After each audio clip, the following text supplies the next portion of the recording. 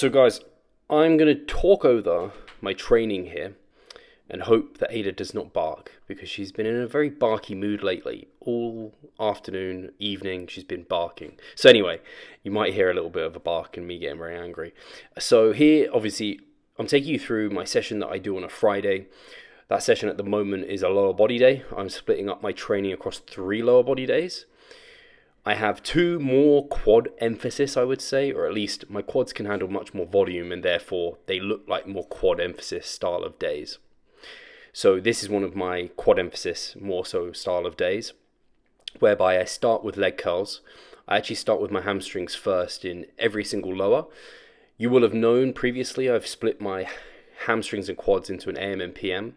What I'm trying to do here, because I'm spreading them over 3 sessions, I'm actually doing all of my legs in a single session and then doing some isolation accessory work in the PM. And this is basically because the AM and PM sessions were becoming full sessions and incredibly exhausting by splitting up my hamstrings and my quads like that. What you can see here is I'm doing leg curls first, obviously, like I said, and this is my lighter lower body day and lighter for hamstrings too. I'm essentially doing myo reps here. I've never really done metabolite techniques or intensity style techniques for hamstrings because I find that they don't really get a pump and they more so kind of get a bit of a crampy sensation. They get tight and yeah, they just feel like something could pull.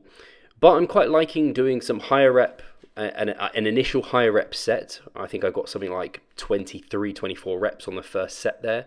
And then doing some cluster type sets where I take 2 to 3 breathers and then do a smaller number of repetitions to the RAR. So that's what I'm doing here. I have my leg on 2 bumper plates because I basically get way better leverage on the cable and doing the cuffed leg curl like this. So yeah, that's why I have that going like that. There's my final set now. As you can see, I'm breathing, going for it again. And essentially, I'll auto-regulate these, and you can do the same as you do with your other sets, and you can add a set here or there depending on your recovery capacity and everything like that. These single leg curls, like on the cable machine, are actually very solid. I'd love to be in a machine, but beggars can't be choosers. So here we have what is probably my favorite machine right now. The only machine I actually have apart from the lat pull down, of course, and that is my sissy squat machine, which I'm really happy with. I was umming and ahhing about purchasing it, and as you saw in my last vlog, I was very happy with how with the investment. And something I found interesting was when I was posting my form, I never really looked up how to perform a sissy squat. I just kind of got into it and did what seemed intuitive to me and seeking for like the largest range of motion that I could get from the movement. And that is where I come down and I don't actually like squat like a normal squat down. I come down and you can see I'm almost like in a leg extension position by the end there, and I bring essentially my hamstrings to my calves like you would on like a leg press or on a hack squat.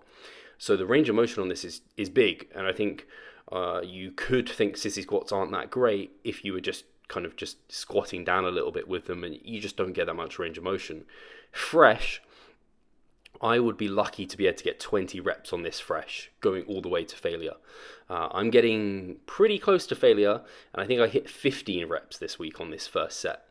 It is just unbelievably challenging, and really challenging. It's like easy initially off the floor, and then mid-range is where it's very challenging. And I actually think that's probably quite a good strength profile from what I know about kind of the resistance profiles, and then strength resistance curves and strength profiles. Is that the terminology correct? I'm not sure. I always get those ones mixed up, but I think that's actually not bad, and it certainly feels fantastic. I literally can do 1 set of these and it feels great.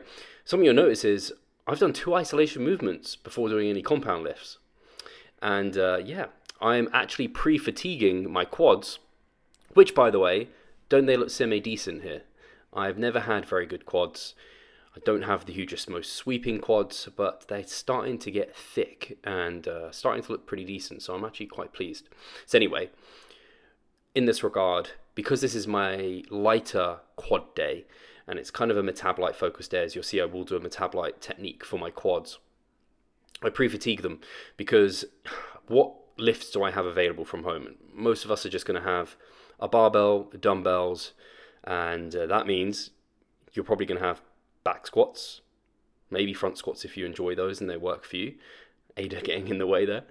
And then you're going to have lunge variations. And then you've got like a sissy squat, like bodyweight sissy squat, and if you can do like a banded leg extension maybe. And obviously you can do maybe a belt squat. But for me, the belt squat's great. It's just an absolute pain in the ass to set up. And that in itself is very fatiguing, just setting it up. Like, I'm not joking. It's a fatiguing movement to set up. There is very, very little fatigue apart from absolutely the driving stimulus in the quad, which is why I really I'm doing these twice a week, and they're just fantastic for me. So yeah, I wouldn't do a leg extension to pre-fatigue, but because this is actually such a great stimulus and my whole quads feel very well disrupted, I do think this is a decent movement to pre-fatigue the quads with. At least I have a good reason and rationale there. So then I go on to my compound, and that is back squat. And funnily enough, very rarely do I do one set on anything, particularly multiple weeks. I just do one set on this. Last week I just did one set. And this is a relatively high rep squat. I wouldn't normally go this high on just a free weight squat, and I certainly wouldn't go much higher. I got 16 reps here, and I am actually aiming to be in the 15 to 20 rep range. It's just challenging to get into that rep range with a back squat because of the cardiovascular element. But I'm just taking my time between sets, letting myself actually get my breath, but obviously not taking excessive kind of bracing and breathing like a powerlifter. I've talked about kind of a bodybuilding squat where it is a little bit more continuous. You don't do that hard brace at the top. You don't take excessive breathers. And that is what I'm doing here. This is actually only 100 kilograms.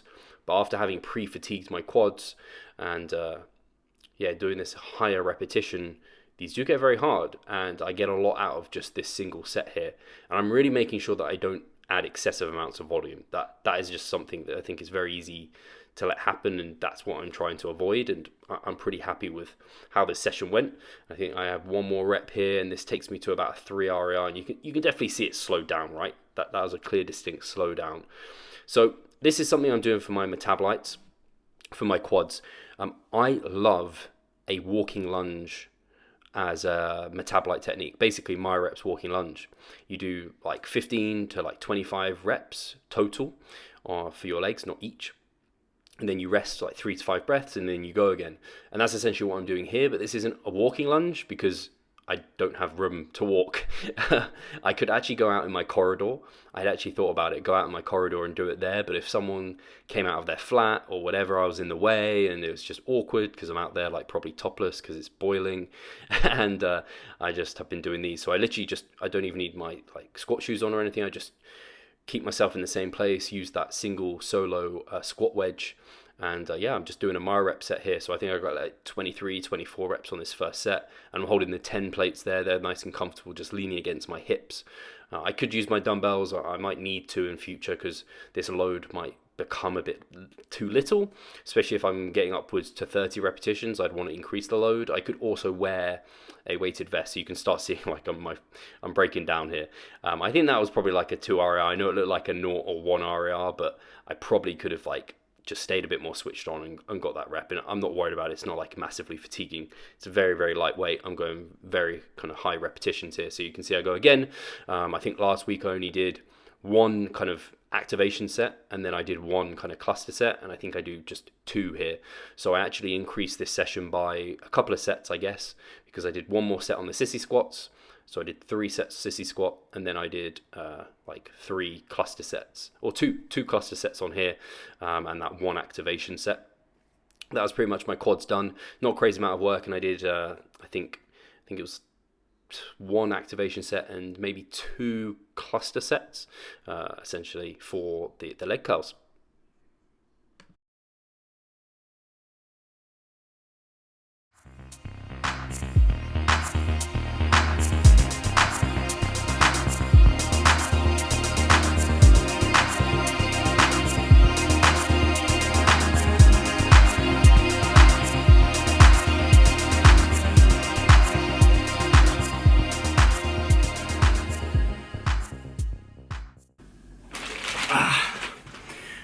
So guys, I'm sitting down to my post-workout, which I have some fruit with this, but as always, you know, like my entire off season, it's been like this. Egg whites, ketchup, and I actually am, at the moment, instead of cereal, I'm finding this bread, fruit loaf.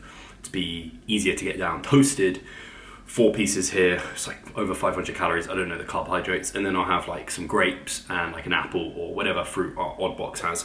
And talking of nutrition, I need to show you this, which has arrived in the post, and it came all the way from Australia, from JPS Health and Fitness. So I wanted to open this up in front of you guys. So what have we got? This is the science of nutrition made easy. We've got Jackson Pios, our anime jacked dude, all about diet breaks and refeeds. Martin Raffaello. I've never met Martin, never spoken to him directly, but super cool guy, really smart guy. Stacey Rogers again, actually don't know Stacey, but obviously Jacob Skepis. So yeah, I'm actually really excited to like dig into this, share some pieces of information with you. I'll definitely share some insights from it. It says the world of nutrition can be difficult to navigate, but this book can change that for you. So really, really cool. Science, experience, results, you.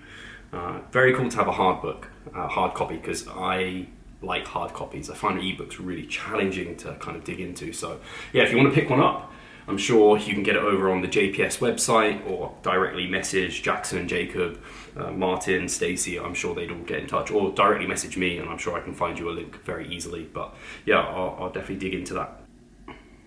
So something I was interested to read in here was their comments around carbohydrates and training, and particularly intra-workouts. Intra-workouts is something that I really was introduced by the RP diet initially. RP and Renaissance Periodization have been big on intra-workouts, and particularly having something like a Gatorade and a whey protein during a session, or whey isolate, for all the benefits that glycogen would bring, topping off glycogen stores, keeping glycogen stores high, kind of diminishing any kind of muscle protein breakdown that you might not want during the session, that sort of thing.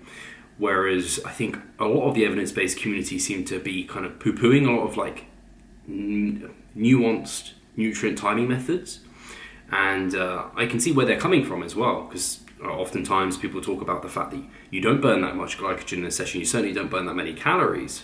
But more evidence has been coming out recently. The mass research review actually looked at this, where actually you deplete like single muscle group muscles by actually quite large percentages of muscle glycogen. So like the actual research for intra-workouts is starting to build potentially. So I've been using them since about 2017, so for the last 3 to 4 years, with good success, and I've really enjoyed them, particularly because I train twice daily. That was like, basically under any conditions where glycogen stores are going to be at risk of being low, that's where I like to include one. And so, or where you need to replenish glycogen ASAP, and when you're training twice per day, where muscle groups might be hitting somewhat twice, in that maybe I hit my chest in the morning and then triceps later, the triceps are already a bit pre-fatigued, probably want to replenish and recover as soon as possible. So anyway, I like intra-workouts. My go-to is 25 grams of carbohydrates in the form of something like a dextrose, or if you want to go highly balanced cyclic dextrin, or even a glucose, along with some whey isolate. And I actually normally put my creatine in there as well. And I normally have 25 grams worth of carbs, 25 up to like 40, depending on how I feel and all of those factors and where I am in my training. Normally I don't feel like I need loads. With about 10 to 20 grams of this whey. And the whey is there, the protein's there to increase uptake. So anyway, the recommendations they have in the book was that for exercise lasting half to 1 hour, a small amount of carbohydrate or a mouth rinse is likely sufficient, and that makes sense. Not going to be burning through too much glycogen in that case. Exercise lasting 1 to 2 hours though, 30 grams of carbs is recommended per hour. So that's cool. And then longer sessions than that, which is more like endurance-based sports, is unlikely to be kind of weight training where you're training more than 2 hours in a single session. And this is like 60 hours. And there you might even want multiple sources, or different sources, like a fructose blend with something else like a glucose. So there's multiple transporters because there's a limit that you can kind of store and digest, and they go into the detail in the book. So it was cool to read that. So guys, I hope you've appreciated and enjoyed this week's vlog. I know my life is boring right now. The joke is it's Groundhog Day and there's not too much exciting stuff to share with you. But most of the exciting thing that I have on a daily basis is my training, which I am enjoying still, despite it all being in one small room where I also work and we dry clothes, and it's our spare bedroom. But I'd be complaining on a large level if I was really very upset about it.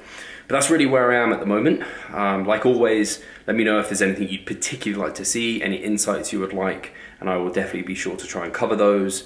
And as always, please do comment, like, subscribe, turn on notifications, all that good stuff. Really appreciate it. And I'll catch you in the next one.